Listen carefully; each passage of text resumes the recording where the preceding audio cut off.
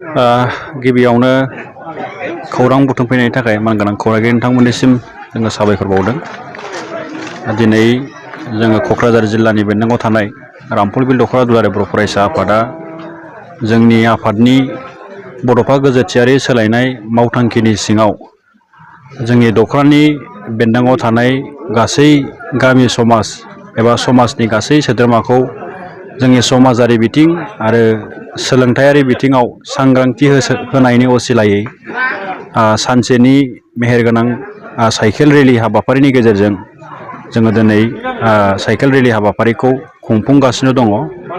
दा जोङो बे हाबाफारिनि गेजेरजों जोंनि समाजाव आथिखालाव सोलिबाय थानाय गोबां रोखोमनि समाजारि जेंनाफोर, जाय समाजारि जेंनाफोरखौ दिनै जोङो बुंनानै फोजोबनो हाया बा रायलायनानै जोङो माने फोजोबनो हायै बेबायदि गोदान गोदान समाजाव माने जेंनाफोरा जोंनियाव सोमजिगासिनो दङ। बेनिनो माखासे जेंनाफोरा जों गावनो गोसो जानानै खालामनानै लानाय बायदि आरो माखासेया गुबुन गुबुन साइडनिफ्राय जोङो फैनायखौ नुनो मोनो। दा बेखायनो जोङो मोनसे जाथिया, मोनसे हारिया जुदि माने दिनैनि सुबुं सोदोमस्रिया जेरैबायदि जौगादों बेजों समानै जौगाफानांगौ, बेजों समान समानै थांफानांगौबा बे जाथिनि, बे हारिनि समाजा माने गोग्गो आरो गुन गोनां जानांगोन। बेखायनो जोङो दिनै समाजाव सोमजिनाय गोबां रोखोमनि जेंना जेंसिफोरखौ सांग्रांथि होनायनि असिलायै बे साइकेल रेलि हाबाफारिनि गेजेरजों रायजो राजाफोरखौ जोङो खावलायबोदों।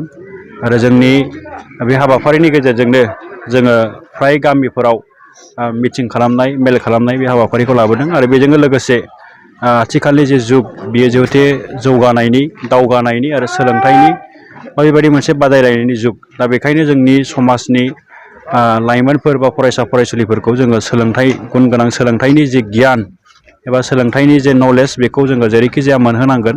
दा बेखौ नोजोर बोनानै जोङो बे मोनसे हाबाफारिनि गेजेरजों बा साइकेल रेलि हाबाफारिनि गेजेरजों जोंनि फरायसाफोरखौ लेखा फरायनायनि हुदाखौ बारायनो, गुन गोनां सोलोंथाइ लानो, लेखा फरायनायनि गेजेरजों माने गावखौहाय बेबायदि जिउनि राहाखौ जाहाथे माने इनसुर खालामनो हायो, रोखा खालामनो हायो, आदब गोनां जानो हायो, स्किल गोनां जानो हायो, बेबायदि मोनफ्रोमबो बिथिङाव जोङो जोंनि फरायसाफ्रा जाहाथे रोंखा राखा जानो हायो, बेनि थाखाय जोङो साइकेल रेलि हाबाफारिखौ खालामनाय जादों। नोंथांमोना बयबो नुदों मिडियानि गेजेरजों, गुबुन गुबुन बिथिंनि गेजेरजों जों रामफलबिल दख'रा दुलाराय बर' फरायसा आफादा थांनाय नैबे 2 बोसोराव जोङो बांसिनै समाजारि बिथिं आरो सोलोंथाइ बिथिंखौ नोजोर बोनानै बेबायदि माखासे मेहेरगोनां हाबाफारिनि गेजेरजों जोंनि समाजखौ फोसाबनो थाखाय, जाथियाव गुन गोनां सोलोंथाइ मोनहोनो थाखाय बा जाथिखौ जोङो गेरेमसा जाथि हिसाबै दानायाव जोङो मा मा बिथिङै जोंहा खामानि मावनांगौ दङ, बेखौ जोङो सम आरो थासारिखौ नोजोर बोयै बोयै बेबायदि हाबाफारि रनसायनानै खामानि मावबाय थानायखौ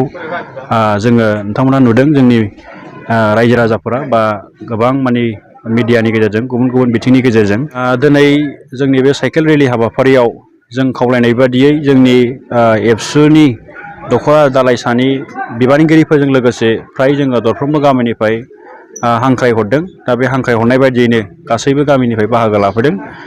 जोंनि हिसाबाव दा बेहाय 300सो जोंनि साइकेल सालायगिरिफोरा बा साइकेल हान्जा सुरनाय हाबाफारियाव बाहागो लादों। दा बेखौ नोजोर बोनानै जोङो बेखौनो नुदों जे गमामायैनो जोंनि रायजो राजाफोरा, गामियाव थानाय बे रायजो राजाफोरा दिनै जोंनि समाजाव नुजानाय माखासे जेंना जेंसिफोर, बेखौ फोसाबनो थाखाय बा बेफोरनि फारसे खामानि मावनो थाखाय बयबो एसे एसेबाबो सांग्रां जादों।